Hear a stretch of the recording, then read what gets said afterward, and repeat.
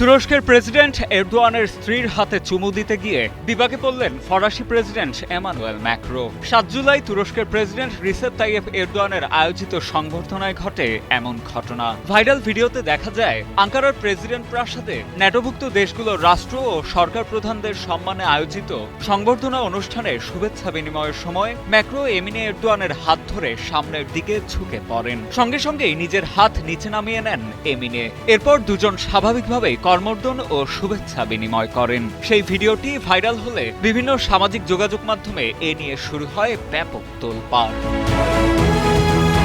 মূলত ধর্মীয় ও সাংস্কৃতিক মূল্যবোধের কারণেই এমিনে এরদোয়ান ফরাসি প্রেসিডেন্টের চুম্বনের চেষ্টা মার্জিতভাবে এড়িয়ে যান। ইসলামী শরিয়া অনুযায়ী পরপুরুষদের সঙ্গে শারীরিক স্পর্শ এড়িয়ে চলাই একজন নারীর ধর্মীয় শালীনতার বহিঃপ্রকাশ।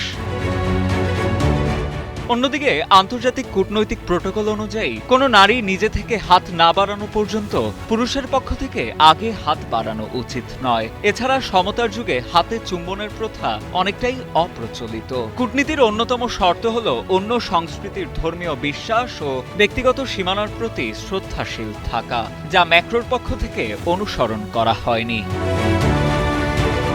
এদিকে এই ঘটনার সূত্র ধরে আবারও আলোচনায় উঠে এসেছেন এমিনে এরদোয়ান। প্রেসিডেন্টের স্ত্রী পরিচয়ের বাইরেও তিনি একজন সমাজসেবী এবং নারী শিক্ষার প্রসারে নিবেদিত প্রাণ ব্যক্তিত্ব।